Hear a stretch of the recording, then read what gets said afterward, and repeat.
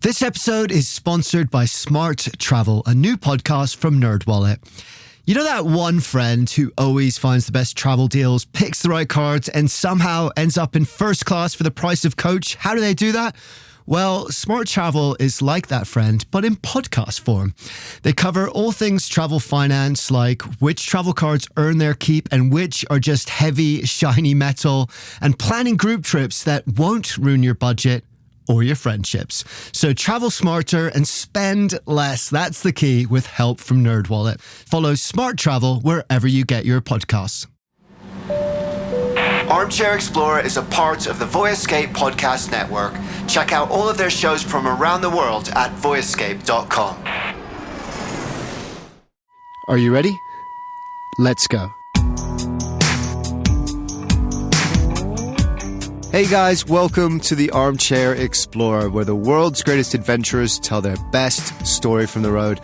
My name's Aaron Miller, I'm a travel writer, and this episode we have a very special story. I'm super excited about this one.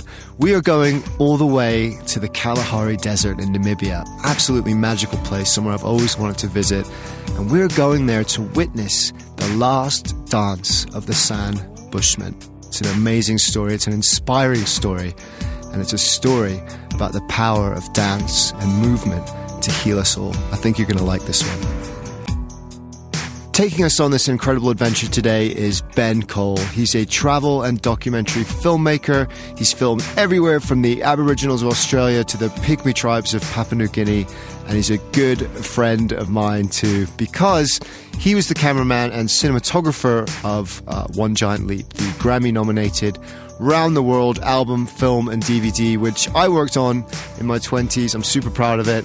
And we did an episode about it too. We interviewed one of the founders of the project, Jamie Cato. So do check that one out too if you missed it. It's a good one.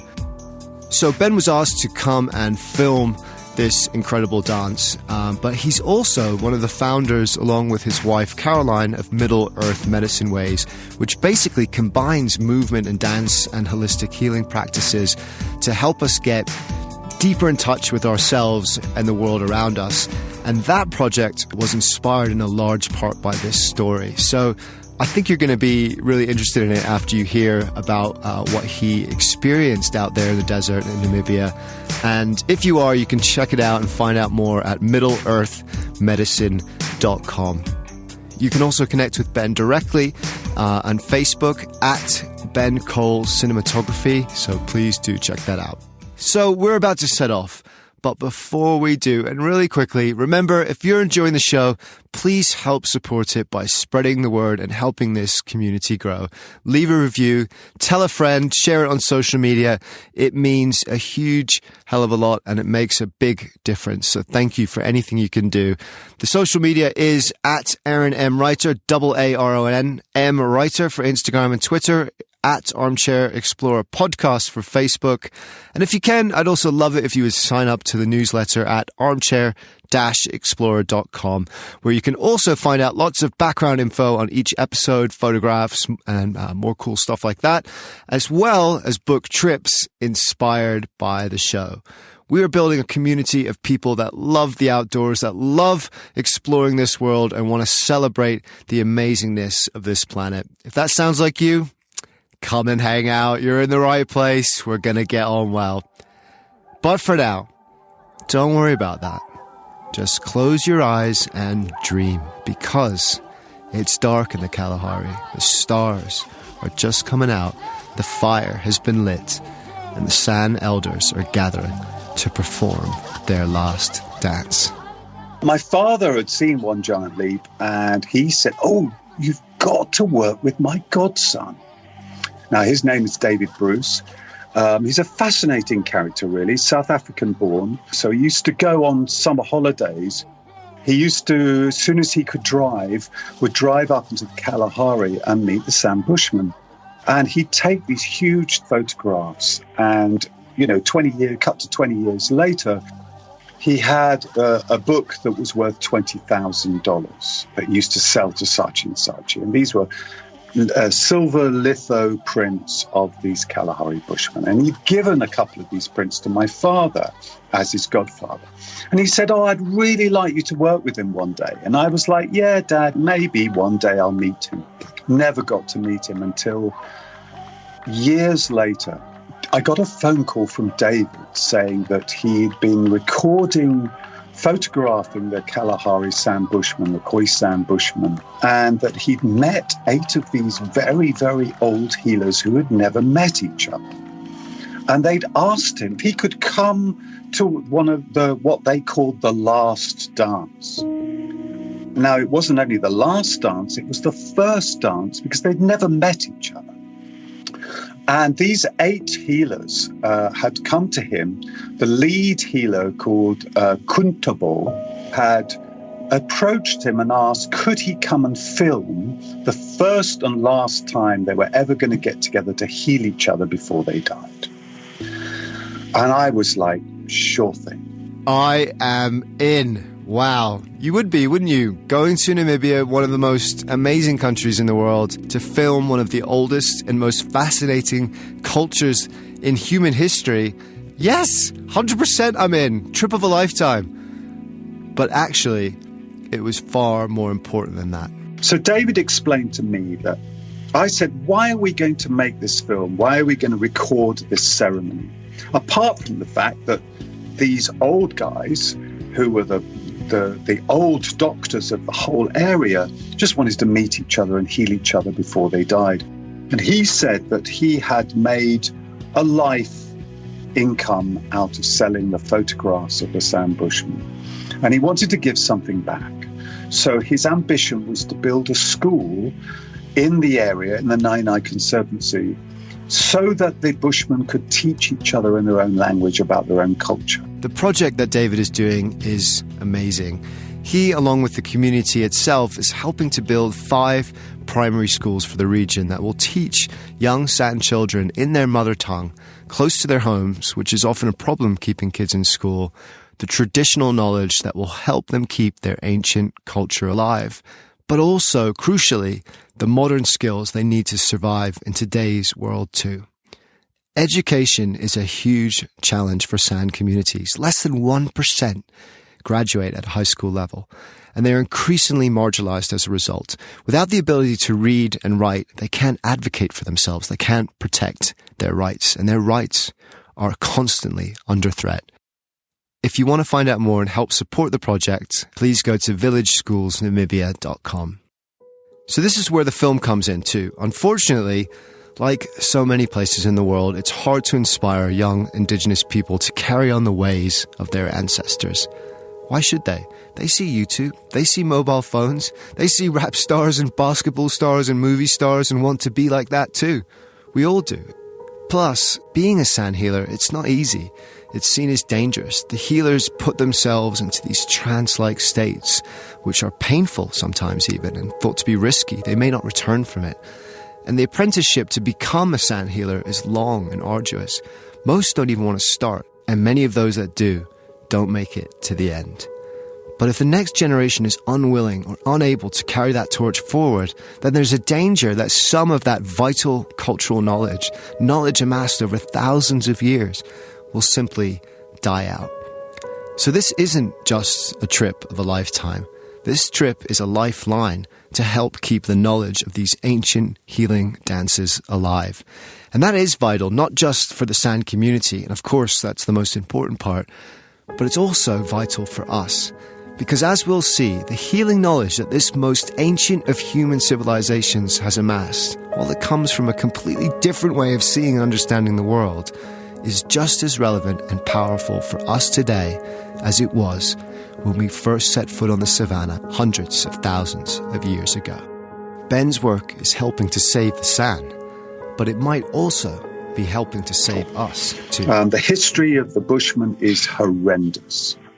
So you imagine you've got the Kalahari Desert, which is a conservancy, which was given to the Bushmen in the 1960s so that they could keep their traditional ways going. Because it was only until about 1972 that you could buy a license to shoot the San Bushmen as vermin. I just have to interrupt. That is absolutely shocking. And it's part of a genocide that has been raging against the San people, the native people of southern Africa, not just Namibia, but Botswana and South Africa too, for centuries. And that's why the Conservancy, the Nine-Eye Conservancy in Namibia, is so important. It was founded in 1998 to provide a safe place where the San people of this region could live in their traditional ways without fear of violence or displacement, and without having to rely on modern handouts either. They could live the way they choose. And that is where we're headed now. So Ben gets the call, he's in, 100%, jumps on the plane, lands in Windhoek, the capital of Namibia, rents a car and heads out into the desert to meet these elders, these shamans or traditional doctors, in order to film their last dance.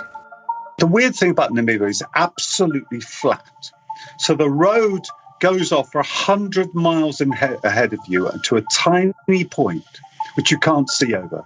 And then you go over that tiny hump, and there's another 100 miles. And it's absolutely straight white rubble with about 1 million butterflies, because it was just after wet season. So you're literally, butterflies are flying at you, and you're committing mass murder as you drive up this road.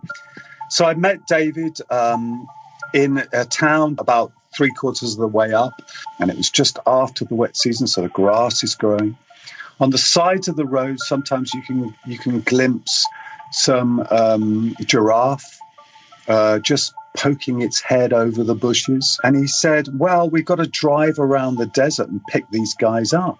So off we set in different directions. We didn't have time to go together. So I have a loose map, which is a bit like an Aborigine map, which is a few dots and then a bush and then a bit of a stream that moves every season. So I drove off and I came across a village, which all I can explain to you, it's a bit like Eeyore's village in Pooh Bear. So there's these collections of sticks that form a kind of pyramid, about 5 feet tall, about 6 or 7 feet across. And so they live in these stick huts. You know, a central fire and then a ring of these little Eeyore huts going around. It was like walking back 1,000 years. The Conservancy covers roughly 3,500 square miles of the western rim of the Kalahari Basin in the northeastern part of the country. It's the last stronghold of less than 4,000 Jew Kwanzi tribe members. I'm absolutely murdering that pronunciation. I'm sorry. It's a click language. You actually have to click when you say the word. And they are a specific group of the larger San population who have lived as hunter-gatherers here in this region for the last 20,000 years at least. It's an unbroken line. So it very much is like going back in time. So let's just say that turning up here, out of the blue, in the middle of nowhere, where no one knows who he is or what he's doing, felt a little strange to say the least. But if anyone can handle it, Ben can. And I had to sort of go up to one hut and sort of knock on the hut a bit. I'm feeling a bit like, I don't know, some sort of nerd from England, you know. Excuse me, I'm British. Would you mind coming with me? We're going to do a ceremony, you know. And they have all they have is a tube with arrows, which has leather on either side of it, and fire-making sticks, and a bow and an arrow, a bow. Now, the bow is only about 3 feet long and has a very strong string that ties it. And what they do is they take a stick and they wrap the string of the bow around it and move it forward and backwards, which makes the stick spin so they can make fire.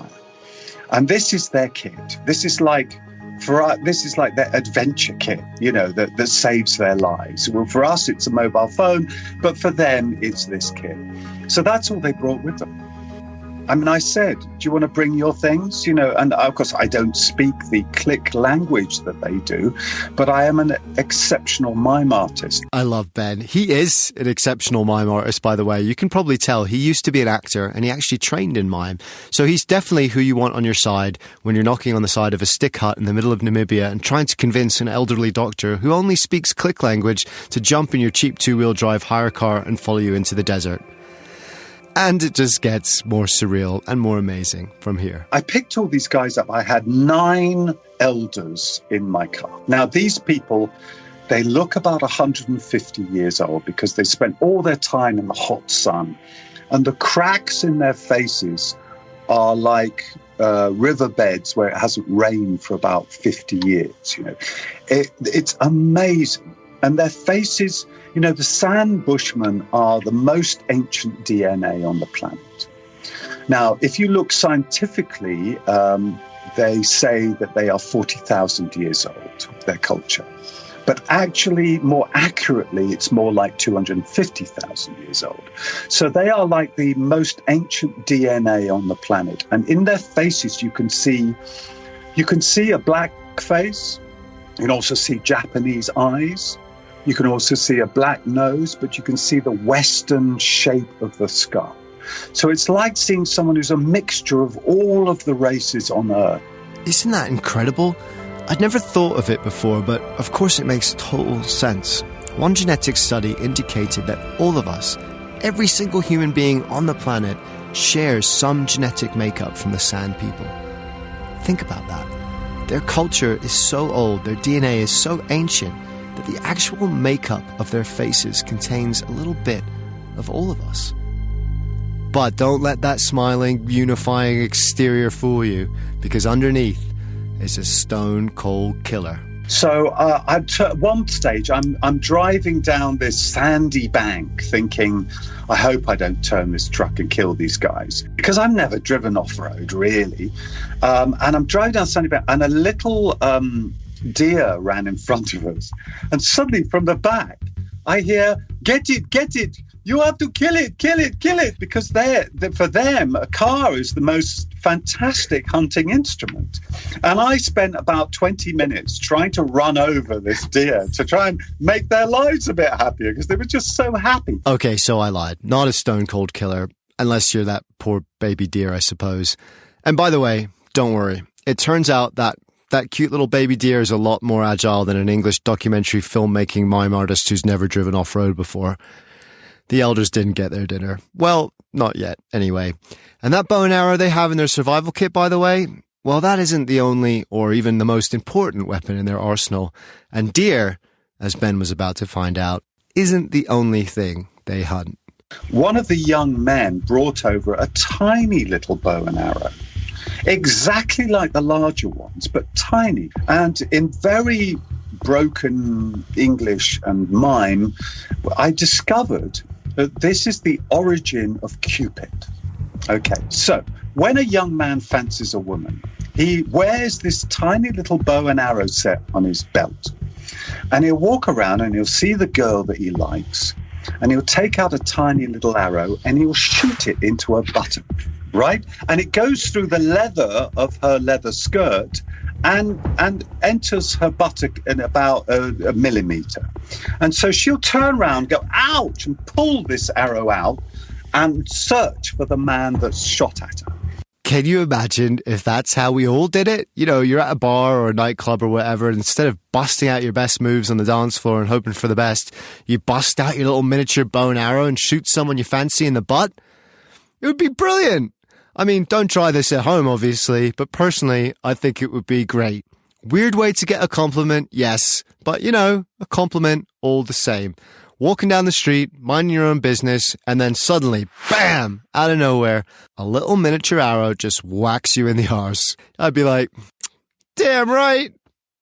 But it's an interesting theory, isn't it? Because, you know, Cupid, what's he up to? It makes no sense otherwise, right? So maybe, just maybe, that is where it came from. Cupid, after all, is a Greek myth. And these sand lads have been shooting ladies in the butt for at least 15,000 years before those Greeks turned up. That's how old this culture is. But thoughts of Cupid and love and arrows in the bum would have to wait, because after many hours of driving around and picking everyone up from all these different villages scattered around the conservancy, they finally arrive at the place where the ceremony will be done. And it's beautiful. We arrived at a huge Baobab tree in the middle of nowhere, and about 50 people arrive. All the women, children, and these old blokes. Now, as the sun is setting, this old lady with this elephant-type face of all these crinkles in her face turns up. She's been walking for 3 weeks. She didn't get picked up by me or David. She decided she was going to come, and she walked through the desert. And just as the sun was going down on the horizon, a man, I think was about 105, turned up. And he was one of the most ancient healers. And I was certain that this guy was going to die. You know, he looked dehydrated. He was in a terrible state. Remember this old man, because he's going to come up later. And Ben's not exaggerating. He might well be 105. Most of them were in their late 80s and 90s. And they walked through the desert for 3 weeks, just with their survival pack and their bows and arrows and nothing else to get there. That's how important this last dance was. But it was important for the culture, of course, but it was also important for the people themselves, for the healing that they needed as individuals. There are 2 types of healing dance in the Kalahari Desert, the Sandu. The elephant dance and giraffe dance. And there's a major difference between the 2. The dance I was going to visit was where the women sit around a fire and they start singing and clapping 180 beats a minute, funnily enough, just like house music. And they start singing these polyphonic rhythms. So poly meaning many, phonic meaning all sorts of keys that seem to intermingle into a cacophony of sound. And then the men get their arrows and their hunting kits and their hunting gear on, and they pace like giraffes around the fire and the women sitting around the fire. And they carve this trench around the women. And they listen to the singing of women and the clapping, and they feel the energy. It's called Nom energy. So it's a click language, and that's a Nom energy. This is important. This is really what it's all about. So as the men listen to the women singing and clapping around them, their dancing intensifies and they begin to shake. And that shaking and the movement of their body in the dances heats up this Nom energy. They can feel it hot in their body as it rises through their spinal cord and then explodes into their brain. And at that point, they feel enormous power. Their legs tremble, their chests heave and shake. They have entered the trance state where healing can begin. But crucially, that healing energy is generated by movement, by the dance itself. Now, if you examine animals that go through trauma, when they have run away from the lion that's been chasing them for hours, the trauma's stuck inside their muscles. And what they do is they suddenly start to shake all their limbs, a bit like a dog when it gets too wet. And they just shake and shake and shake, and they literally dropping the energy of adrenaline and trauma in their muscles. Giraffes do it, elephants do it. And of course, the San for 40,000 years have been watching the animals after they've been chased and they've got away from something, and they've seen this shaking medicine that they do.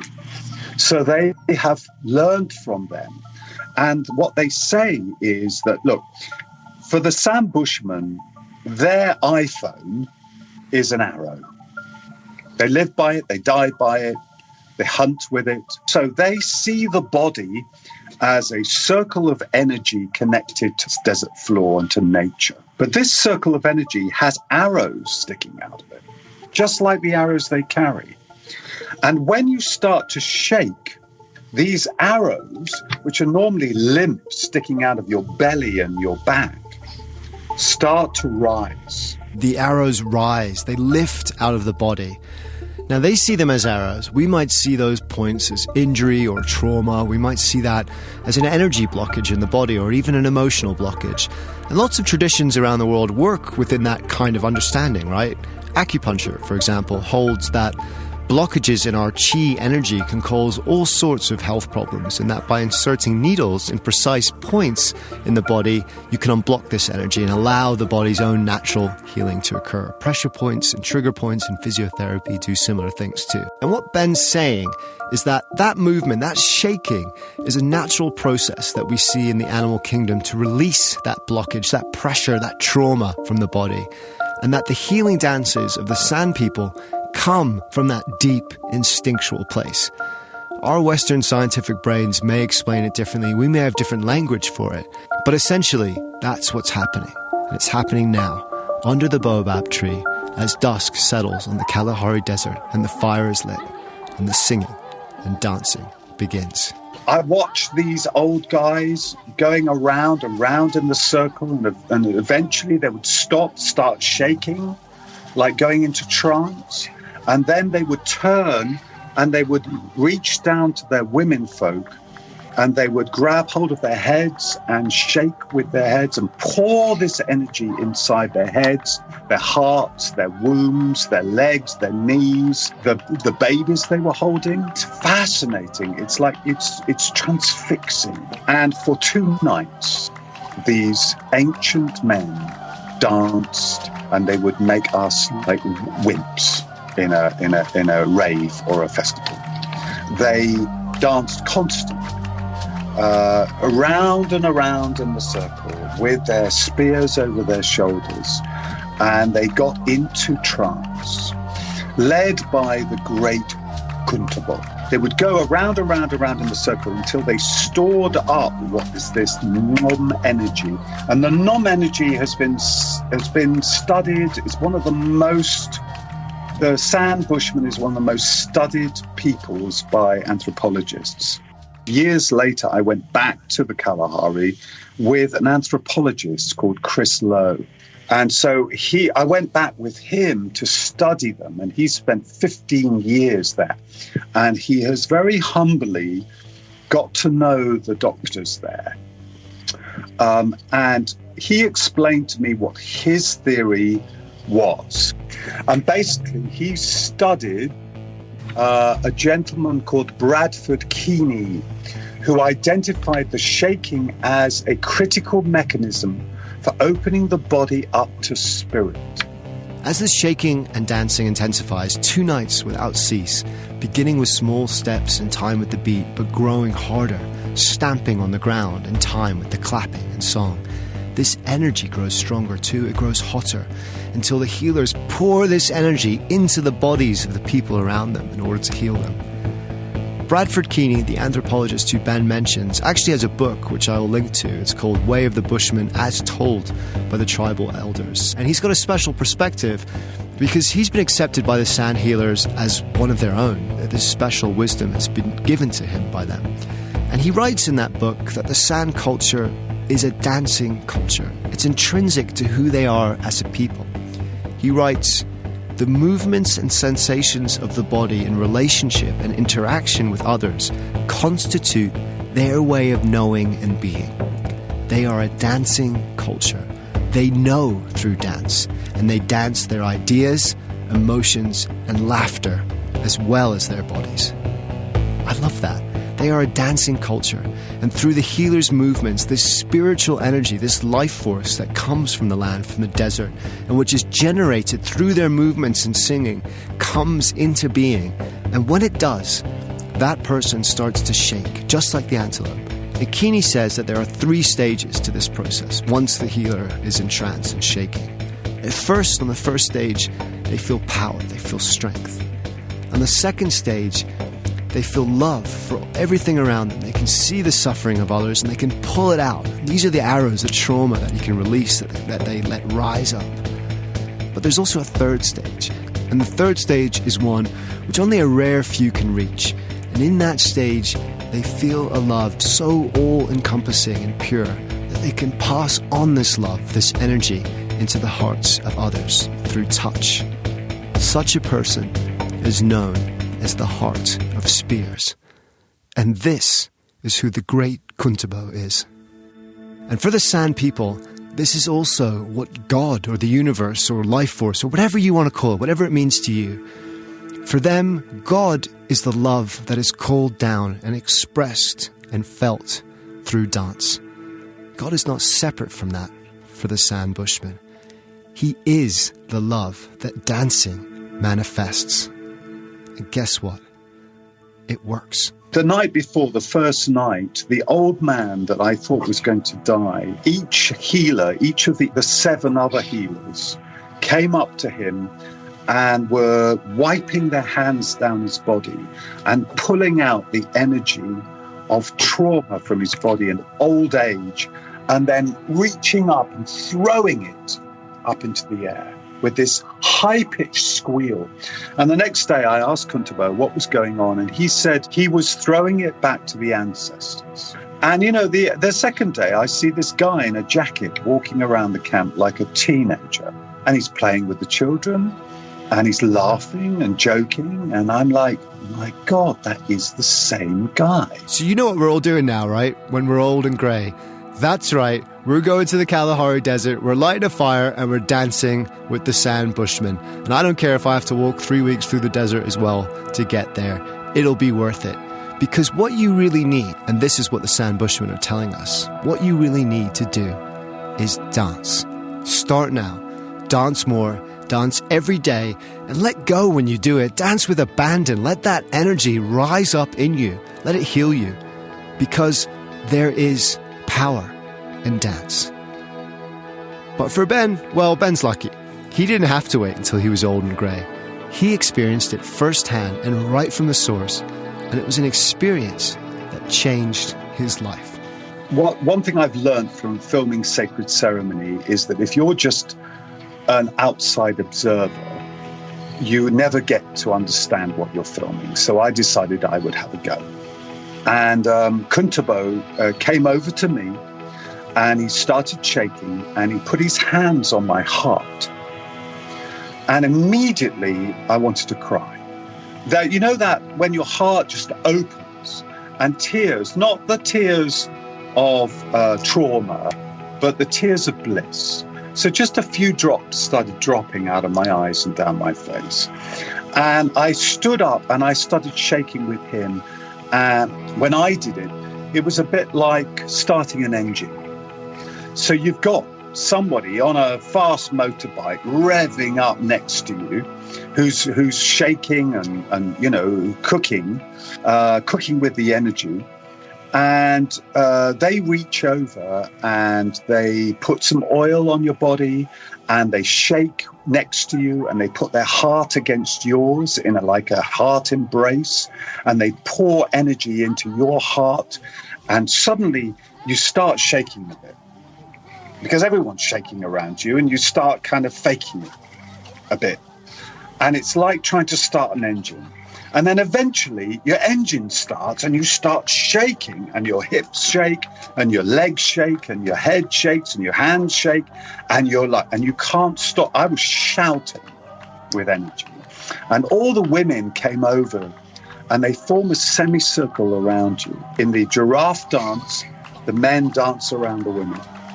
But in the elephant dance, which Kuntabo is really good at, the women form a semicircle around you, and they start clapping and they stare at you and sing in these very high-pitched, squealy voices that go straight through your head, the back of your head, the back of your neck. And it's all polyphonic, so you can't find a melody. There is a sort of melody, but there's so many people singing at different rhythms, at different pitches, and you get information over it, and you start shaking. And all the trauma starts coming out of your body, and you fall over, you faint, because it gets so prickly and hot that it's like your computer just rams, and it just seizes. And you fall over backwards into the sand. And get this, you look up, and there is the Milky Way, because there's no light above you. And then there are angels singing in a semicircle around you, looking down at you like angels. And because you're in trance, the very fast 180 beats a minute in this high-pitched singing slows down. and it becomes harmonious. And you're lying, looking up, you know, in the churches of England, you get the ring of angels and then the firmament up above, and they're looking down and singing at you with their hands closed in a kind of prayer. You suddenly realize that you are in the most ancient church on earth because they're clapping.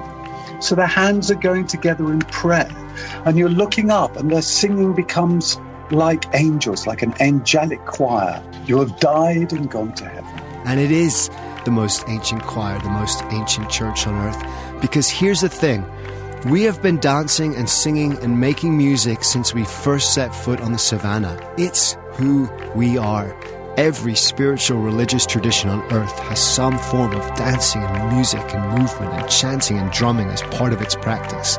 It is how we connect with the divine, whatever you may conceive of that to be.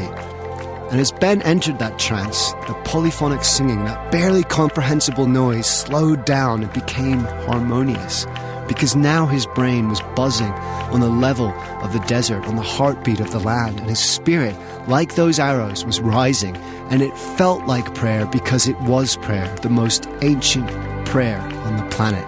And then what happens is the doctor comes along, grabs you by the wrist, pulls you up, and you start again. Suddenly I have enough energy to run in the heat of the day around the whole village. And for the next few days, I couldn't stop moving. It was like all the meridians of my body had been blown out, and all the energy of my body was working perfectly.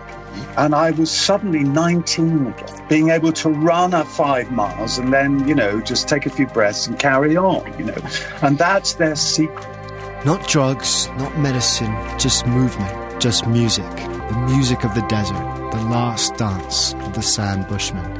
And I get it, it's easy to be cynical, and maybe you should. Maybe it's all in our mind. It probably is. Everything is really when it comes down to it. But don't forget too that we are music. We are made of music. We are heartbeats. We are the blood pumping in our brains. We are breath. We are night and day. We are the spinning of the planet. We are the movement of the stars. If you're still feeling cynical, that's fine too. I get it.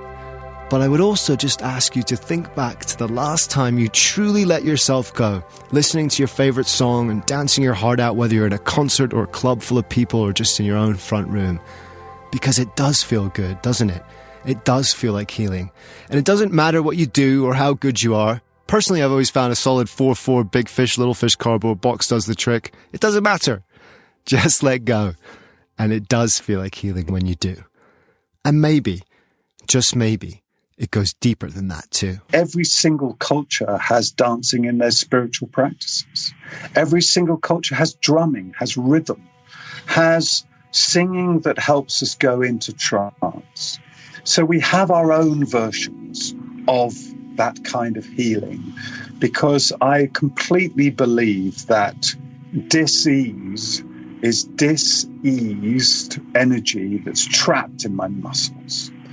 So, from all the adventures I've had all over the world, I've been around the world 7 times, this to me is like the greatest adventure of my life, because it's like back to the beginning of time.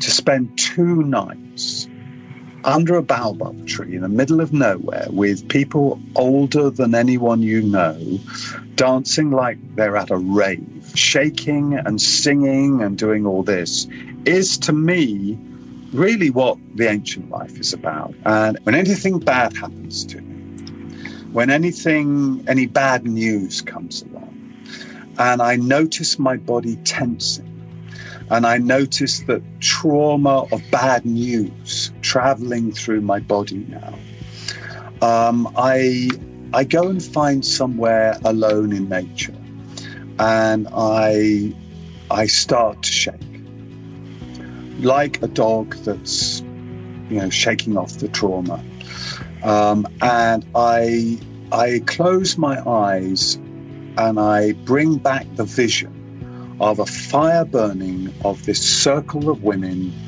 clapping and looking at me, and this little man dressed in a bit of leather with an athlete's body and shaking in front of me, and it all comes back. Ben says this is medicine that we in the West have forgotten. And what he and his wife are doing is trying to remember the healing dances for our place and our time, trying to help us remember how to connect to spirit through the movement of our body. It's really amazing work, and you can find out more about it at middleearthmedicine.com. So Ben's journey was just about done. But then something kind of amazing happened as he was leaving. The Kalahari, the Sand People, had one little piece of magic left. I drove back for 2.5 days back from the Kalahari Desert, not wanting to go, not wanting to leave what felt like my home. And they say when you go to Africa, it gets in your blood and it's like mother. It's like leaving the mother. And the phone rings. And it's my brother. And he said, "Oh my God, you don't know. Our father's died last night." And I'm driving down the car and I get this voice in my head that sounds like the voice when I'm thinking, but just older. So it sounded like my dad. It said, "Look up." And I look up and there's this big tree. Now, it's 1,000 square miles of flat bushland. There are very few trees. And sitting in this tree is what I think is a man in a Halloween costume. It's dark red and dark brown, and it looks like a man sitting in the tree with huge wings. Stands up and leaps off this branch, and I realize it's an eagle vulture. And it flies in almost slow motion grace towards my car, and about 9 or 10 feet away, just drifts past my windscreen and flies off. And it felt like that was my dad. So when I was standing around the fire with these men of my father's age, with his godson, which was his dream that I should work with his godson, I suddenly got this incredible joy in my heart, a bit like when Kuntabo started healing me, that my father had left his body, traveled in a microsecond to Namibia, and was looking down at some ancient healers and his godson and me working together. It was like it was his way of saying goodbye to me, that he'd been there, witnessed that as he'd left the world. His father's last wish was that Ben would connect with his godson, with David, and maybe somehow he knew the importance of the work they ended up doing. And maybe that's why he came, at least in Ben's understanding of it, to say goodbye there, to witness that last ceremony, that last dance. And it really is the end. Because the day before Ben and I spoke, we've been talking about this for a while and trying to organise it. And then the day before, Kuntabo passed away. And with him, perhaps, one of the last great healers of the San. But his message did not pass with him.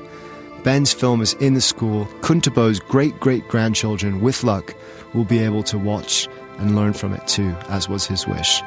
And his message spread wider than that too. Kini recorded in his book something that Kuntabo and other elders said. They said, "People need to dance every week, even twice a week. There is always music in our heart, in our head. These are urgent and dangerous times," they said, "and our wisdom is needed to heal the world." That wisdom is that dancing and singing are not just frivolous pastimes, they're not just a bit of fun. They are a direct connection, a doorway to the spirit, however you conceive of that. You just need to let go and let your body do the work. We are music, we are breath, we are the movement of the stars. Thank you so much, Ben. Thank you for taking us on this inspiring adventure. Remember, you can connect with him at Ben Cole Cinematography on Facebook. And if you're ready to get your dance on, I know I am, just head over to @middleearthmedicine.com.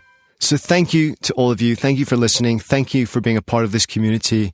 And remember, the more you look for wonder in the world, the more the wonder of the world becomes a part of who you are. Dare to be truly alive. Quick question. Do you want travel tips from people who have actually been there? Our show is co-hosted by Tim Johnson, an award-winning travel journalist who's been to more than 145 countries around the world. And I'm David Brody, the other co-host who's been travel podcasting for 20 years while traveling to 50-plus countries around the world. In about 10 or 20 minutes per show, we break down a destination with the kind of insight you usually only get from long guidebooks or hours of research. So if you want expert advice, zero fluff, and travel inspiration that you can actually use, search for Travel in 10 wherever you listen to podcasts, or you can also find us at voyescape.com. Hi, I'm Pauline Fromer, host of the Fromer's Travel Podcast. We post new episodes weekly, detailing the kinds of money-saving tips and cultural insights that will make your trips richer without making you significantly poorer. We do so by interviewing real travel experts like TV host Samantha Brown, Fromer's authors from around the globe, and such public figures as Free Solo's Alex Honnold. It's a fun travel party. I hope you can join us.